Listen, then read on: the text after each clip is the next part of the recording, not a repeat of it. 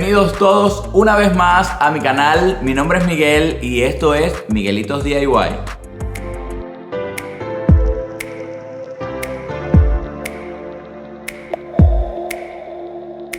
Como siempre quiero agradecer tu colaboración y tu cariño y por supuesto tu gran apoyo conmigo y con el canal. Y si esta es tu primera vez por aquí, quiero invitarte a que te suscribas y a que actives la campanita de notificaciones para que cada vez que yo suba un video, tú seas una de las primeras personas en verlo. También quisiera invitarlos a que visiten mis redes sociales. Me puedes ubicar tanto en Instagram, Facebook y TikTok como Miguelitos DIY. Allí estoy publicando diariamente muchísima información con ideas de decoración.